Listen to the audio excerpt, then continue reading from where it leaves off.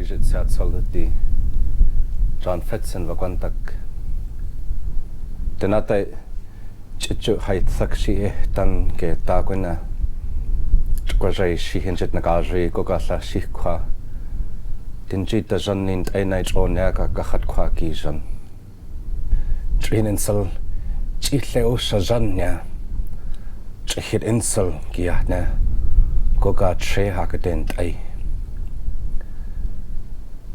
Akot Najan Giahna Negwak Ek Govahna The Travel Sal Jit Kotne Dalu Chelikha Sukda Thal Sal Chandi Tsel Zertsel Quihana Jila Veju the Gocha E Jant E Nikanara Rigi Shich Aha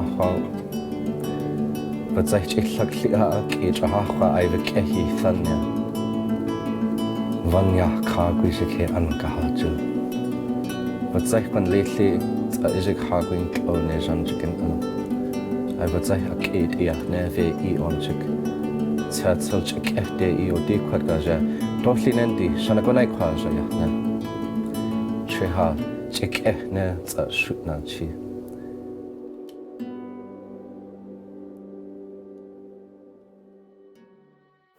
Oh, the last time I went back up to Old Crow was 5 years ago in 2014. I am excited to see my family again. I haven't seen my two cousins, Sheldon and Marlon, in a long time, or my grandma, so to be excited to catch up with them. My uncle Lawrence as well, so. I am mostly looking forward to the conversations, to meeting the elders. I want to meet the youth. Visiting Old Crow, I'm going in there so green that I'm just so excited about the experience of, the land, the people, their history.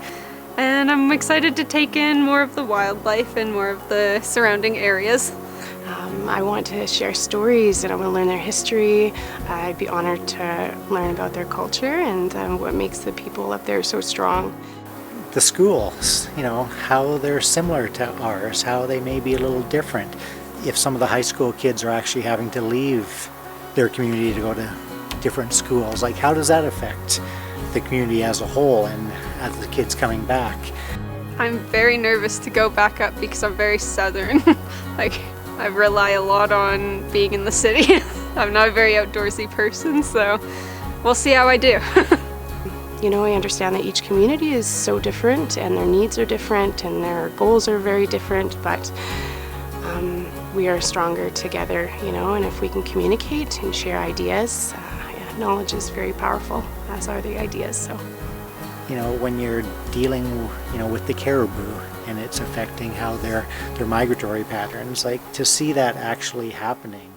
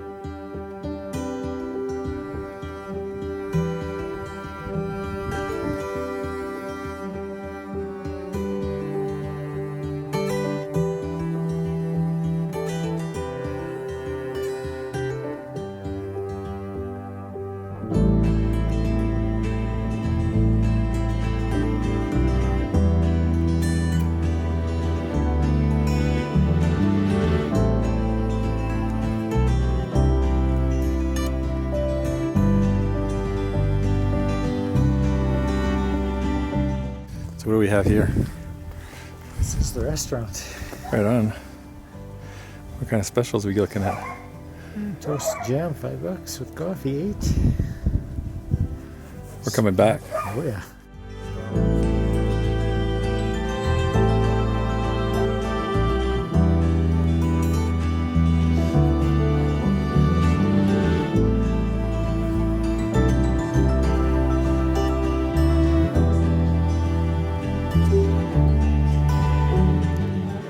I personally went up the Porcupine to the Bell River. Yeah. No caribou. Another friend of mine went up this side. No caribou. So Yeah. this represents over 100,000 caribou, and they're just in. We did 3 sides, They're just moving through. and we're just waiting for them. Well, they're walking actually. They've come from the 1002 lands, Right. which are the birthing grounds of the Right. caribou. Right. Yeah. They ran down here. The bulls were in the Richardson Mountains here, and they met up with them. I assume they're on the high ground in this mountain area because there are fewer bugs. It's a little windier.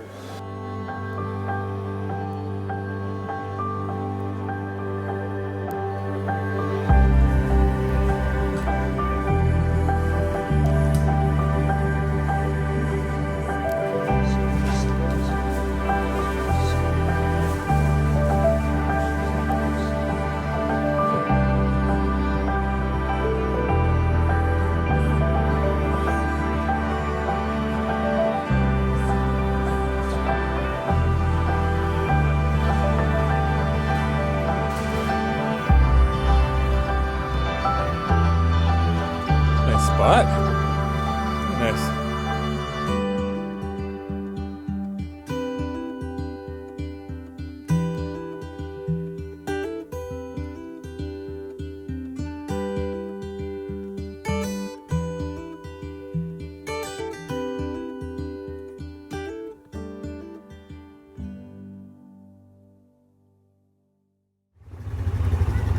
Bye, suckers.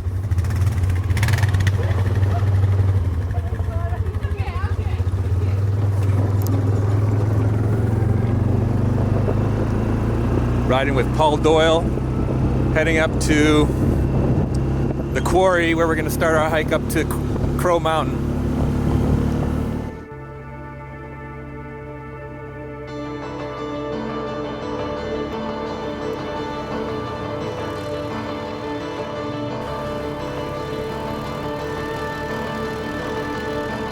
We are at the base of Crow Mountain. We come around.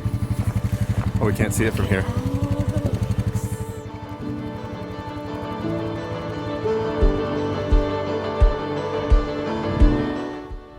This lichen can take 100 years to grow.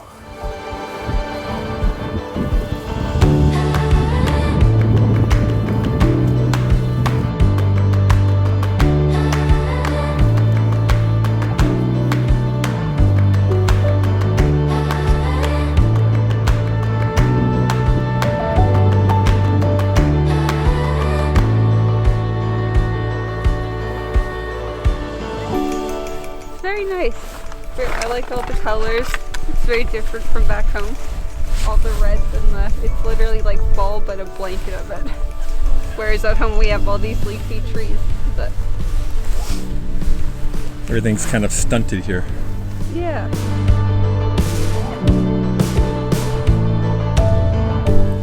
What do you like about this, John? Oh, you know what? I like that there's nobody here. That we are in the middle of a huge wilderness and there's no settlement between here and the Arctic Ocean. That's right. I mean, it's like at least 500 miles. Oh, truly wild.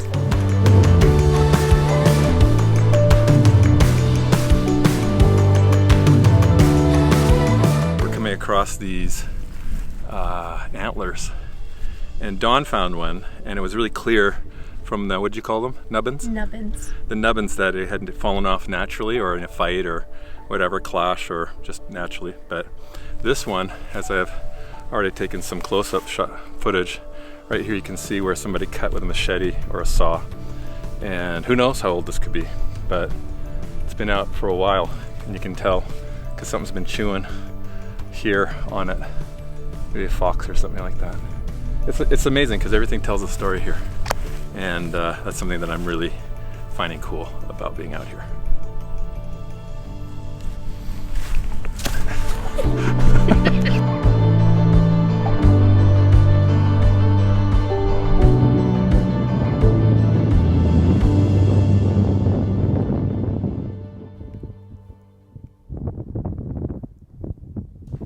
I was born and raised in Fort McPherson, NWT, Northwest Territories.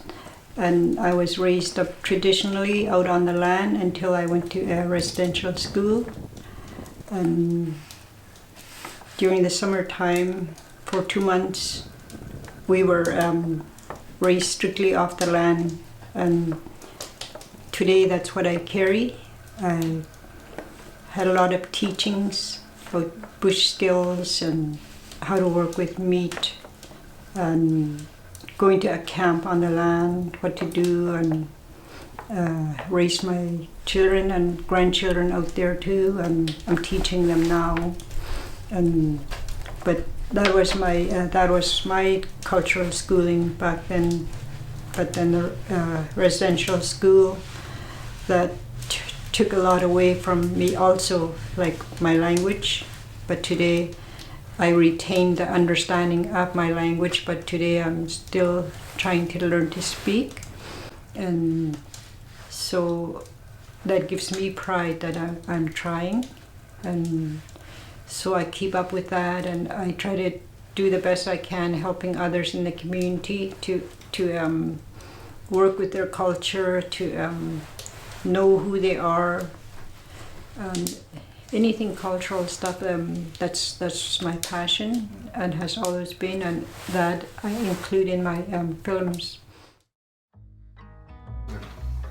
All right, Reanna, can you tell me what you're about to try? Some dried caribou meat. And what does it have on it? I just loaded it up with some salt because I need spices. If I was drying caribou meat, I'd put spices on it. And who dried this caribou? My grandma Rosalie Abel. Grams. All right.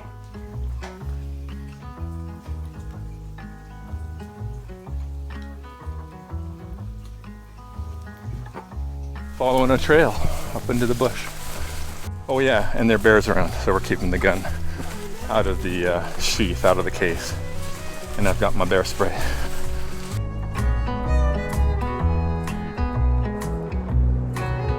What do we got here? Let's see, maybe a baby bear. That's a big bear. Wolf? That's a big old bear. That's a big bear? Yeah. So how was that? You said you're tired? What was the hardest part? Just walking up the steep hill.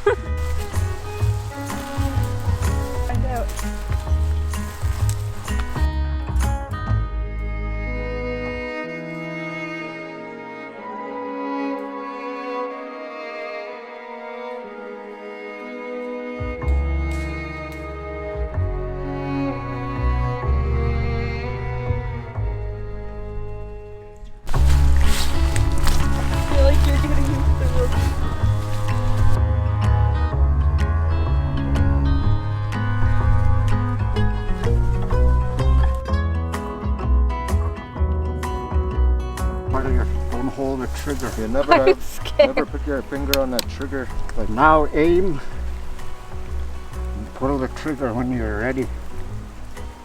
Will it jerk back hard? Do I have to worry about it jerking back hard? No, hold it tight on your shoulder. It won't kick then. I don't want to break my nose.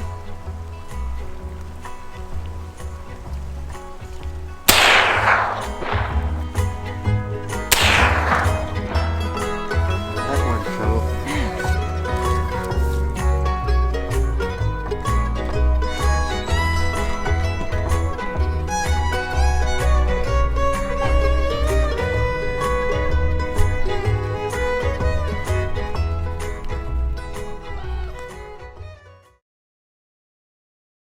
We're going up a river, I guess, about 6 miles, 10 kilometers, I think, for the gathering, which, again, it seems to be a fairly large community event. There we go. We have no idea what to expect. What's the name of the camp again? Clocut. Clocut. Grassy place. Grassy place. Yeah. And it's a really historic place, isn't it? For thousands of years, Vuntut have been very nomadic. Vuntut Gwich'in been camping in the spring in Crow Flats, and then they come down the river, and that's where they'll meet up in this general fishing spot, and they would have meetings there. There'll be war conflicts that be resolved through talking. There'll be weddings, and they'll plan out how to spend the winter. Thousands of years of your family's history. 30?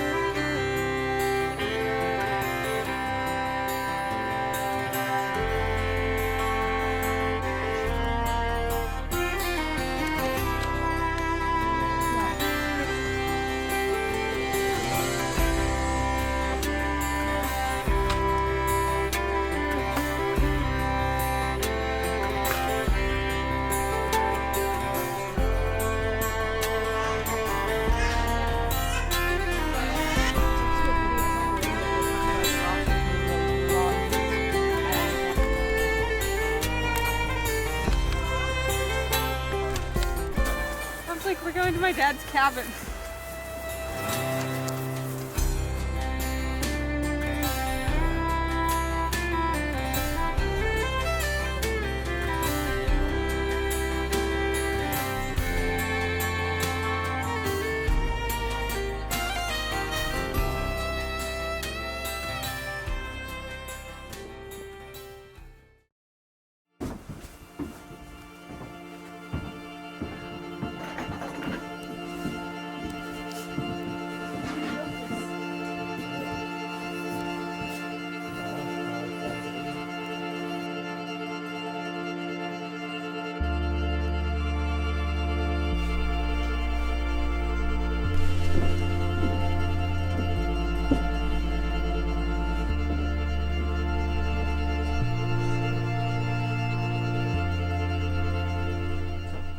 That's Barbara's boy, older than Sheldon.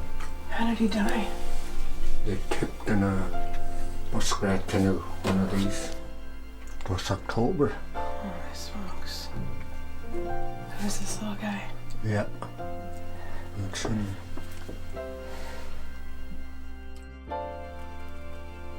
Really nice.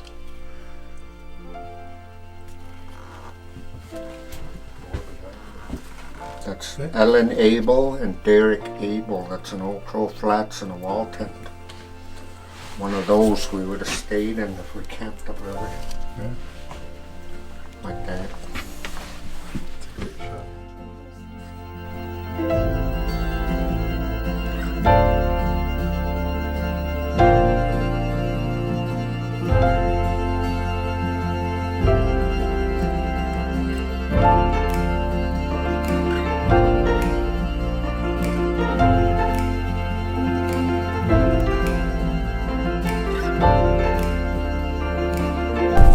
What are you doing? Something I do back home. I like to find cool rocks and break them open just to see what's inside.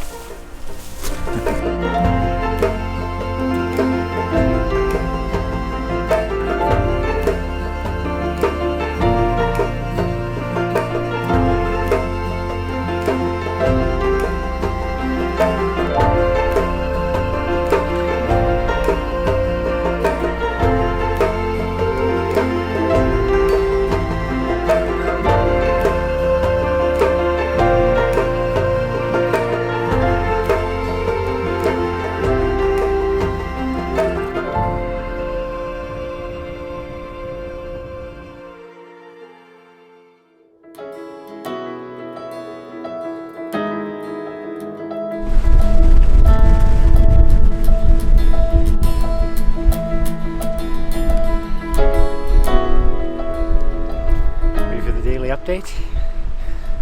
Our adventures today are Peter's taking us hunting. From what we've heard, I think the caribou are 50 to 80 kilometers away still, but there are some ahead, I guess.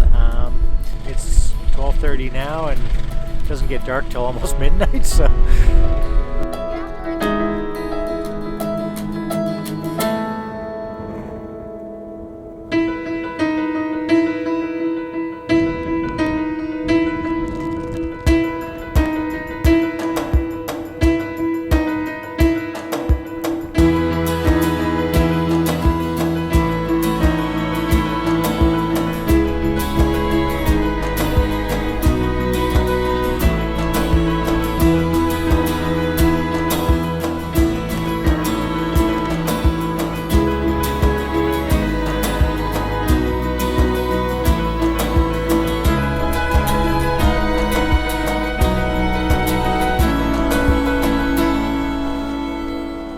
So Don, what do we have here? We have a shack or a building that is here for cutting up caribou and meat and hanging it up on these drying racks. We have a hook here for tea possibly, or boiling water, and then this fire here will create all the smoke to smoke the meat.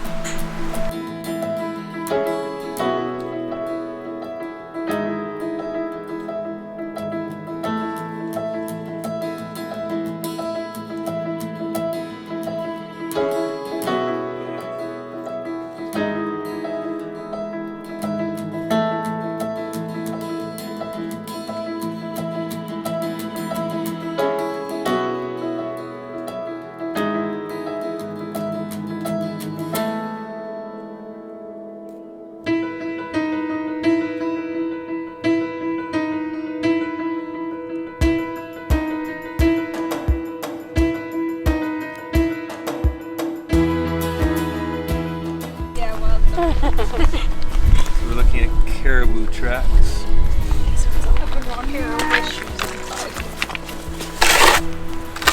What else?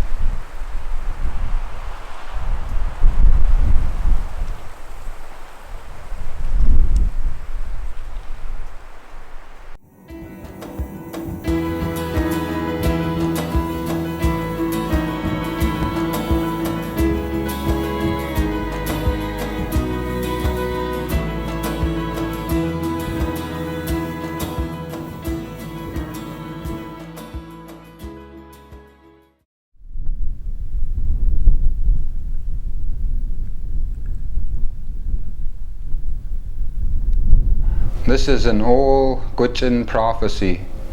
It goes, Gukon tri trikwichi trehelia, dinji lei kokwehe Gwin kro nin lei kokwehe chan. That means we will be living in hard times. A lot of people are gonna die, and most of the animals will die off too. That's an old Gwitchin prediction for the future. Our entire paradigm has to change, the paradigm we live in. I'm talking about the whole world, not Old Crow. We have to start adopting indigenous philosophies and an indigenous mindset when approaching certain things, for instance, climate change. It's probably the one mindset that could save us from the impending crisis that we're facing, you know. So I see my work, I see my people, and I see my culture as extremely important for the entire world. You know, my grandfather told me, you know, when you grow up, you know, he said, get yourself educated and make sure you protect our land and protect our animals, he said. And so that's what I'm doing. Everything that we believe in, everything that makes us Gwitchin people, it's always been there. We spent thousands of years perfecting the way we live to suit an Arctic environment. And for thousands of years we lived the best possible way that you could possibly live in an environment like this. And all of that knowledge, all that information is encoded within us. It's written into our souls. And I'm just merely a vessel for that information, just holding it for the time when we're going to need it, for the time when it's going to spread to everyone. And that time is coming. The elders prophesized it, and we all believe it, we all know it. We declared a climate change emergency because we want to get out ahead of this stuff. We want to start thinking and planning for how we're going to adapt to climate change now before it gets too late. And we want to start doing whatever we can to mitigate our contribution to the climate crisis. All indigenous people we're all dynamic. Our cultures are dynamic. We're all different in our own respects. We have different ways of doing things, different ways of seeing the world, different philosophies, okay? Different social structures, you know, every indigenous culture is not exactly the same, but there's a core belief system that makes you indigenous, okay? And the very, very first thing is connection to the land and animals. That's the very first thing. Everything, almost everything good in our lives comes from the land and animals, and that's why we respect it so much. The second thing is togetherness. Indigenous communities are communities. We're communal. We set aside differences and we come together and we work together through the most difficult ordeals that people could possibly go through. We get through them together, no matter what. That's another thing that makes you indigenous. Those are the two core things. If you are communal and you do things with togetherness in mind, at the core of everything you do is togetherness, and if you have a connection to the land and animals, then you are an indigenous person. I mean, it's kind of hard to explain the pressure I live through every day, you know. We're trying to prevent our language from going extinct.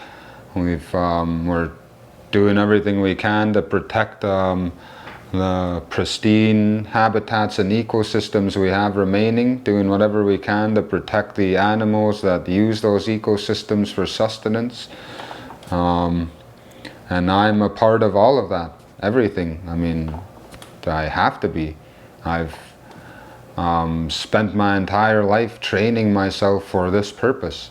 I spent my entire life training myself for this moment that I'm living in now.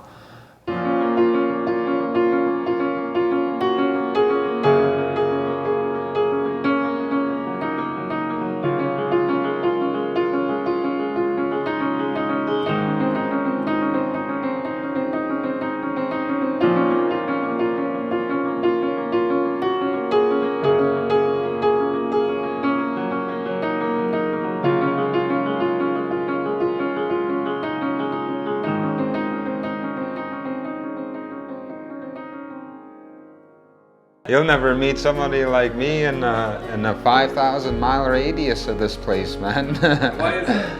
I don't know. I really don't know. What makes you so different? It's just innate. It comes from that other realm, you know, whatever that other realm is that we can't touch or see or experience with our own reality, but somehow it affects our reality. You know, whatever that other realm is just an innate gift from there, I guess.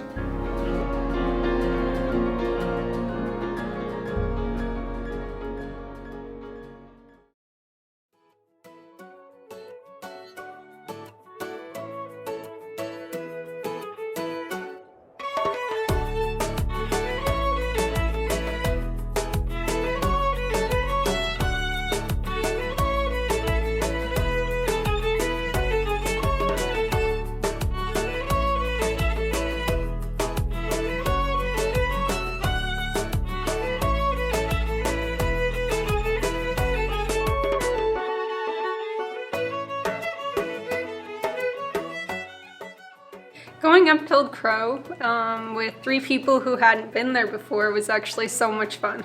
It was, and they thought of more questions to ask than I could have thought to ask, so it just kept it exciting. Every day was just something new, something exciting, and everybody loved my friend Dionne. Every day there was highlights, really. You know, there was so many, it was such a new experience for me. The physical landscape of, you know, the expanse when you're up on top of the mountain looking around, you know. My highlights for the trip was definitely the relationships in all sense of the phrase. I mean, relationship with the land. I connected and traveled in a part of the world that I never even dreamed of going before. Another highlight would be how we all changed from day 1 to day 7. Watching Reanna connect with her family and just become this, incredibly comfortable person in her own skin, in her own community. I learned a lot about the history when we visited the info center, and a lot of what they did way back in the day to hunt caribou, and I thought all that was really interesting. The people, you know. I think I was very leery about that, how we were going to be accepted, you know, being kind of tourists coming into the community. We're just welcomed from day 1, you know, and everyone that passed you on the quad, you got the nod from them, you know, and kind of welcome. I just see family, honestly. Even first time meeting people up there, it's like they're just so friendly. It's like they don't even care that they don't really know you. If we're family, that's like they welcome you into their home and they give you dinner. It's like they're very nice up there.